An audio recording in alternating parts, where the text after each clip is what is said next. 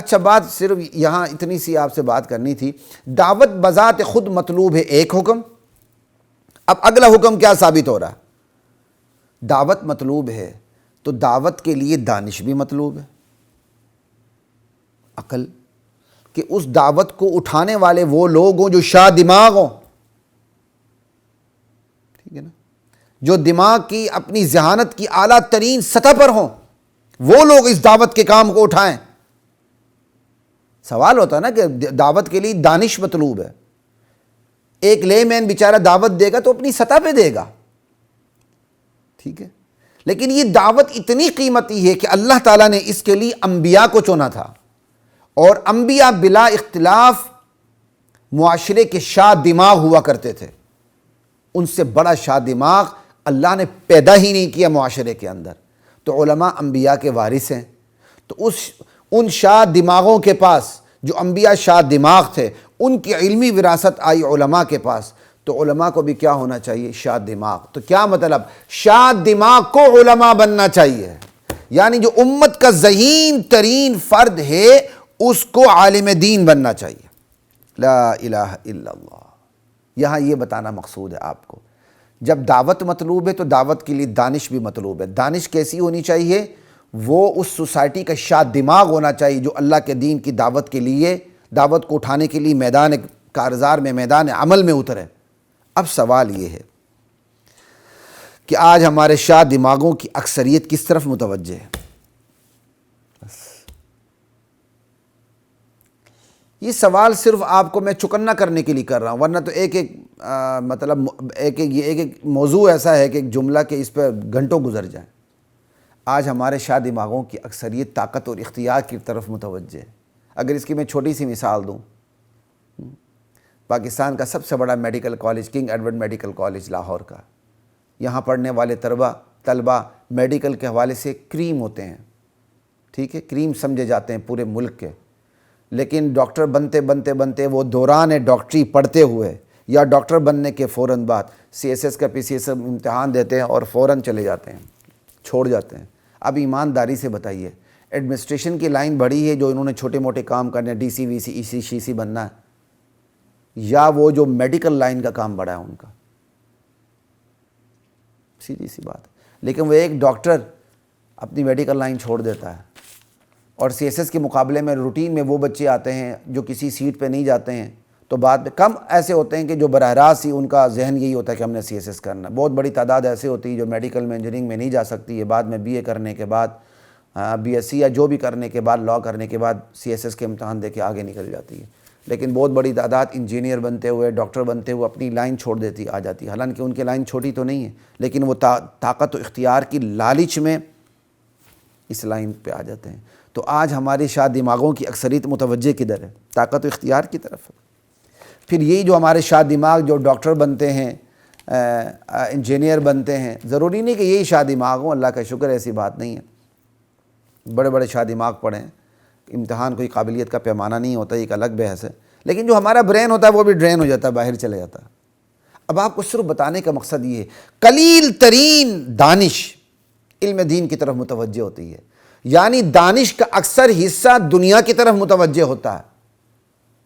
یعنی اگر 100 لوگ دانش مند ہیں، شاہ دماغ ہیں، تو ان میں سے بلا مبالغہ 90 جو شاہ دماغ ہوتے ہیں وہ دنیا کی طرف متوجہ ہو جاتے ہیں،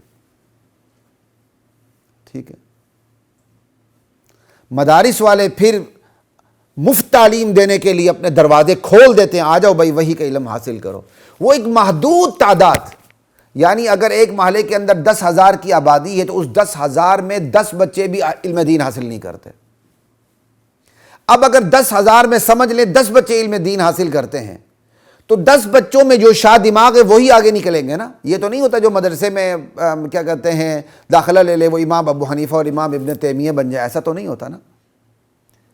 آپ دیکھیں کہ سکولوں میں لاکھوں کی تعداد جا رہی، ان لاکھوں میں شاہ دماغ چند ایک آتے ہیں، چن لیے جاتے ہیں، تو یعنی اکثریت میں چنے جاتے ہیں نا وہ شاہ دماغ کون ہے۔ اسی طرح کتنی تعداد مدارس کی طرف متوجہ ہوتی ہے، تو جو مدارس کی طرف تعداد متوجہ ہوتی انہی میں سے تو چند شاہ دماغ نکلیں گے نا۔ کلاس کا ہر بچہ شاہ دماغ تو نہیں ہوتا، اب یہ تو نہیں کہ ایک مدرسے میں 1000 2000 یا 5000 اسٹوڈنٹ پڑھ رہے ہیں وہ سارے کے سارے شاہ دماغ ہو کیونکہ وہ وہی کا علم حاصل کر رہے ہیں، ایسا نہیں ہوتا۔ جو شاہ دماغ وہی کے علم کی طرف متوجہ ہوتا ہے، بعمل ہو جائے تو وہ آگے نکلتا ہے۔ تو آپ کو کہنے کا مطلب یہ ہے کہ شاہ دماغوں کی اکثریت دنیا کی طرف متوجہ ہے، کم تعداد دین کی طرف متوجہ ہے، لیکن اللہ تعالیٰ پھر بھی اس دین کو گرنے نہیں دیتا۔ ایک کم تعداد شاہ دماغوں کی دین کی طرف متوجہ ہے، جب دین کی طرف متوجہ ہوتی پھر یہاں کیا ہوتا ہے؟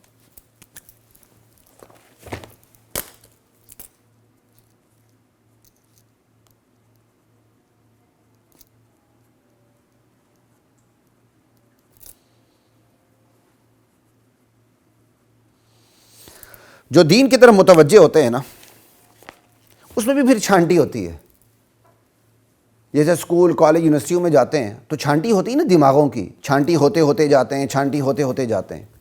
اسی طرح جو مدارس میں بچے آتے ہیں وہ بھی چھانٹی ہو رہے ہوتے ہیں، یہاں تک کہ جو شاہ دماغ ہوتے ہیں ان کی بھی چھانٹی ہو جاتی ہے۔ جو بہت بڑے شاہ دماغ ہوتے ہیں ان میں بھی ایک تعداد کم قسمتی سے کیا کرتے ہیں، جو دین کے اصول ہیں ان کو نظر انداز کر دیتے ہیں، فضائل پر گزارا کرتے ہیں، بس فضائل سنا لی یہ داعی بن گئے۔ اس سے بڑی چھلانگ ماری تو طہارت کے، پاکی ناپاکی کے، اسلامک بینکنگ اینڈ فائنانس کے آج کل کے جدید مسائل بیان کر دیتے ہیں، بس اس پہ گزارا کر لیتے ہیں۔ یا ایک تعداد فروعی مسائل پہ لڑنے پہ گزارا کر لیتی ہے، لا الہ الا اللہ۔ یا کچھ تعداد اصولی مسائل کو فروعی بنا لیتی ہے، فروعی مسائل کو اصولی بنا لیتی ہے، وہ الٹا کام کرتی ہے شاہ دماغ ہونے کے باوجود۔ اور ایک تعداد یونانی علوم پہ اپنا وقت برباد کرتی ہے، خدا کی قسم۔ یہ اب میں مدارس کی بات کر رہا ہوں، منطق، فلسفہ۔ ہائے کاش مولانا رشید احمد گنگوئی رحمۃ اللہ علیہ کی رائے پر عمل ہوتا، اس منطق اور فلسفے کا مدرسے سے صفایا ہو جاتا، لیکن حضرت تھانوی کی رائے پر عمل ہوا۔ گنگوہی باوجود کہ حضرت تھانوی کے استادوں کے استادوں میں شمار، لیکن ان کی رائے نہیں چلی، کیونکہ منطق اور عقلی علوم کا زور تھا، اس نے ہمیں تباہ و برباد کر کے رکھ دیا۔ یہ میں مخالفت منطق کی اس لیے نہیں کر رہا ہوں کہ ہمیں منطق نہیں آتی، میں منطق کا استاد رہا ہوں الحمدللہ، اور منطق سے اتنی دلچسپی تھی کہ میں چاہتا تھا منطق کی ترکیب بھی پڑھاؤں میں بچوں کو، لیکن جب اٹھ کے غیر نصابی کتابوں کا مطالعہ کیا تو پھر منطق کی بے ثباتی، بے وقعتی اور منطق کی بے برکتی میرے سامنے آ گئی، توجہ پھر نہیں دی، خدا کی قسم۔ یہ جتنا وقت ہمارے لڑکے منطق اور فلسفے پہ ضائع کرتے ہیں، اتنا ہی فقہ، اصول فقہ، تفسیر، اصول تفسیر، حدیث، اصول تفسیر کی تطبیقات پہ چلے جائیں تو وہ اجتہاد کے درجے پہ شاید پہنچ جائیں۔ لا الہ الا اللہ۔ اصول کو اصول کے درجے پر، فروع کو فروع کے درجے پر رکھنے والے کم لوگ ہیں مدارس میں بھی، اللہ اکبر۔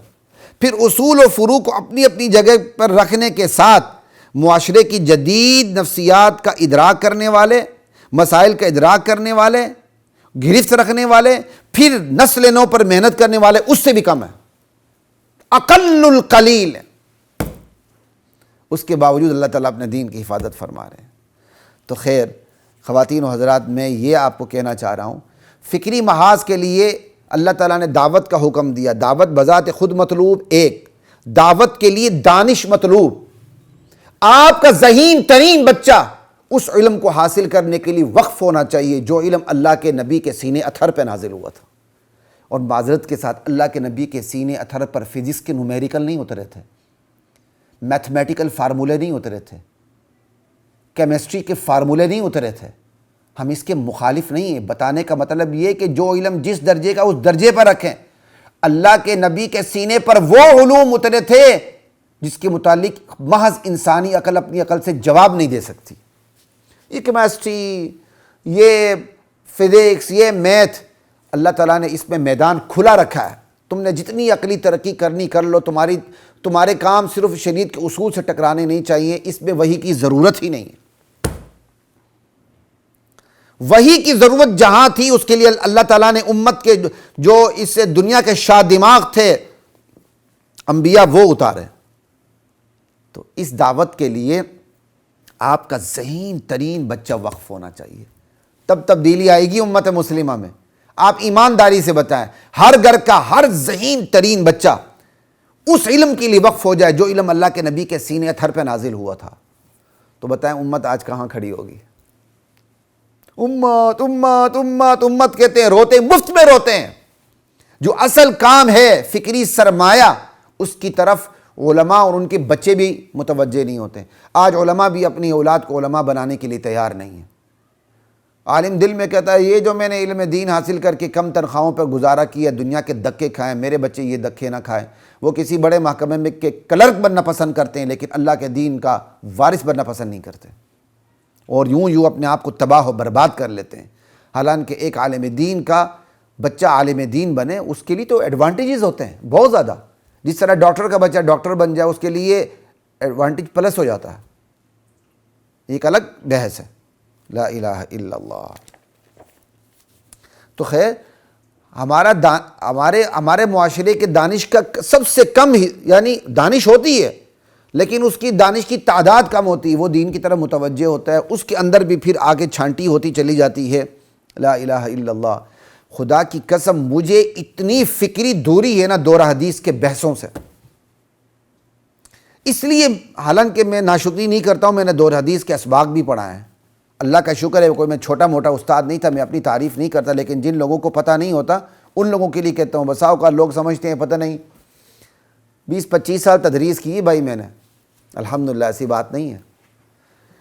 وہ بھی کئی لوگوں کے دماغ میں آتا ہے شاید اس کو کچھ آتا نہیں ہوگا یا یہ، تو اس لیے مخالفت کر رہے ہیں۔ دور حدیث میں ہماری بحثیں ہیں کیا؟ مجھے یہ بتائیں خدا کی قسم۔ فاتح خلف الامام، استنجا بالحجر، رفع دین، آمین بالجہر، ہمارے شیوخ الحدیث کی شیخ الحدیث سی یہاں نظر آتی ان مسائل پہ، حالانکہ حدیثیں اس لیے تھی۔ بھائی اس پر تھوڑی بہت توجہ دیں۔ امت کے جو فتنے ہیں ان فتنوں کو زیر بحث لائیں، احادیث کی تطبیق اس پہ کریں، قرآن کی آیات کی تطبیق اس پہ کریں، ذہن کھڑا کریں، فتنوں کے خلاف رجال کار پیدا کریں۔ اور ہماری دور حدیث کی بحثیں خدا کی قسم فتنوں کے خلاف رجال کار پیدا کرنے کے لیے تیار ہی نہیں ہے۔ وہ تو حنفی شافی بحثوں میں لگی ہوئی ہیں، اس لیے میرا جی نہیں چاہتا کہ میں دور حدیث کی کتاب پڑھاؤں، لیکن اللہ توفیق دے، اس منہج کو ادارہ قائم کریں گے، موڑیں گے ضرور۔ جو منہج غلط ہمارے مدارس کے اندر رائج ہے اس کو موڑ کے رکھیں گے انشاءاللہ۔ ہمارا عزم بالجزم ہے باذن اللہ کہ اس منہج، اس طریقہ کار، اس پیراڈائم کو موڑیں گے ضرور۔ بھائی ان مسائل پہ سرسری سی بات کر لی بس کافی ہے۔ حنفیہ کے مستدلات بتا دیے، شوافی کے مستدلات بتا دیے، حنابلہ کے مستدلات بتا دیے، ٹھیک ہے نا، مالکی کے مستدلات بتا دیے، بس کافی ہیں، آگے نکل جائیں۔ ہمارا شیخ الحدیث صاحب سارا سال ان مسئلے کو لے کے بیٹھا ہوتا ہے، سال ختم ہوتا ہے جناب علی کتاب طہارت ختم نہیں ہو رہی ہوتی ہے، کیونکہ اس کی شیخ الحدیث اسی میں بند ہوتی ہے۔ میں ہر ایک کی بات نہیں کر رہا، لیکن عموماً ایسا ہی ہوتا ہے۔ کتاب ختم بھی ہو جائے تو اہم ترین مسائل رہ جاتے ہیں، ایمانیات پہ، فکری سرمایہ پہ بات ہی نہیں ہوتی۔